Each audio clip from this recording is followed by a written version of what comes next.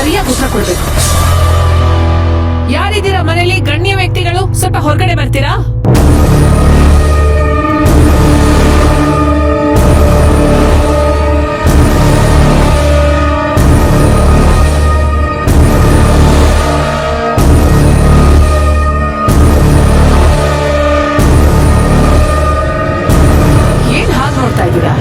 ನನ್ ಗಂಡ ಅಪರಾಧಿ ಅಂತ ಖೈದಿ ತರ ಹೇಳ್ಕೊಂಡ್ ಹೋದ್ರು, ಇವಾಗ ಹೇಗ್ ವಾಪಸ್ ಬಂದ ಅಂತ ನೋಡ್ತಾ ಇದ್ದೀರಾ?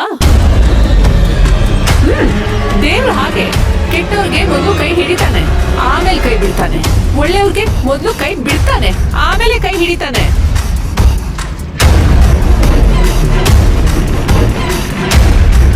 ನನ್ ಗಂಡ ಆಕ್ಸಿಡೆಂಟ್ ಮಾಡ್ಸಿಲ್ಲ ಅಂತ ಸಾಬೀತಾಯ್ತು. ಇದಕ್ಕೇನ್ ಹೇಳ್ತೀರಾ? ಹಣ ಅಧಿಕಾರ ಇದ್ರೆ ಕಾನೂನು ಕೊಂಡ್ಕೊಳ್ಳೋದು ಏನ್ ಕಷ್ಟ ಆಗಲ್ಲ. ಹೆಸರಿಗೆ ಮಾತ್ರ ಜನರಿಗಾಗಿ ಜನರಿಗೋಸ್ಕರ ಅಂತ ಕಾರ್ಯಾಂಗ ನ್ಯಾಯಾಂಗ ವ್ಯವಸ್ಥೆ ಇದೆ. ದುಡ್ಡು ಕೊಟ್ರೆ ಅಧಿಕಾರದ ಬಲ ಇದ್ರೆ ಏನ್ ಬೇಕಾದ್ರೂ ಮಾಡ್ಬೋದು. ಅಂತದ್ರಲ್ಲಿ ನಿರಪರಾಧಿಯಿಂದ ಸಾಬೀತು ಮಾಡೋದು ದೊಡ್ಡ ಕಷ್ಟದ ಕೆಲ್ಸ ಏನಲ್ಲ.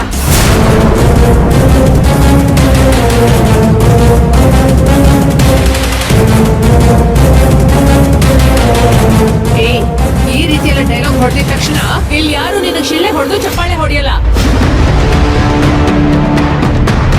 ನೀನು ನಿನ್ ಮಗಳು ಇಬ್ರು ಸೇರಿ ಏನೇ ಮಾಡಿದ್ರು ನಮಗೇನು ಮಾಡೋದಕ್ಕಾಗಲ್ಲ.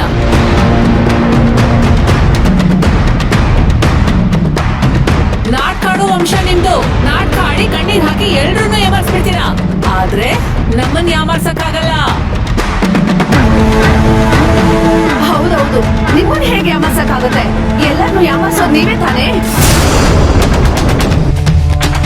ಆಕ್ಸಿಡೆಂಟ್ ಮಾಡಿರೋ ರೌಡಿಗಳು ಮಾಡ್ಸಿರೋದು ಪ್ರಬಲಾನ ಅಂತ ಹೇಳಿ ಕರ್ಕೊಂಡು ಹೋದ್ರು, ಮತ್ತೆ ಹೀಗೆ ವಾಪಸ್ ಬಿಟ್ರು.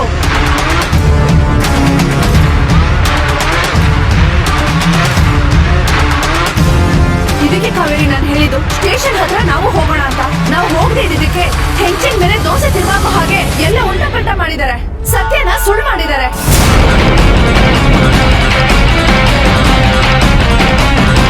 ನಾನು ಯಾವ ಸತ್ಯನೂ ಸುಳ್ಳು ಮಾಡಲಿಲ್ಲ, ಅದರ ಅವಶ್ಯಕತೆ ಹೊಂದಿಲ್ಲ.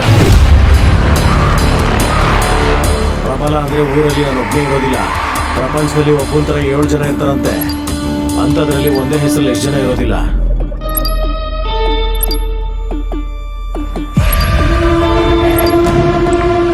ಇಲ್ಲಾಗಿರೋದು ಅಷ್ಟೇ. ಪ್ರಬಲ ಅನ್ನೋನು ಮಾಡಿಸಿರೋದು ನಿಜ, ಆದ್ರೆ ಅದು ನಾನಲ್ಲ. ಯಾವನ್ ಆಕ್ಸಿಡೆಂಟ್ ಮಾಡಿದ್ನೋ ಅವನೇ ಒಪ್ಕೊಂಡಿದ್ದಾನೆ.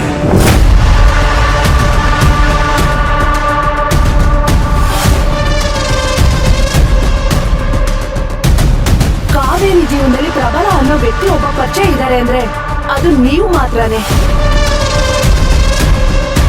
ಹಾಗಿದ್ಮೇಲೆ ಆಕ್ಸಿಡೆಂಟ್ ಮಾಡ್ಸೋಕೆ ಇನ್ನೊಬ್ಬ ಪ್ರಬಲ ಹೇಗ್ ಬರ್ತಾರೆ?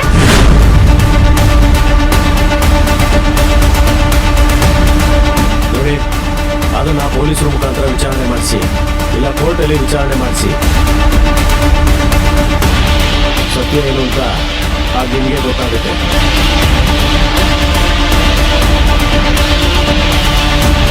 ಬಡವರಾದ್ರೆ ಕೋರ್ಟು ಕೇಸು ಅಂತ ಓಡಾಡೋಕ್ಕೂ ಕಷ್ಟ ಆಗುತ್ತೆ, ನಿಜ.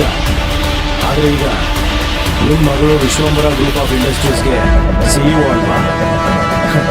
ಅವ್ರಿಗೇನು ಕಷ್ಟ ಆಗಲ್ಲ.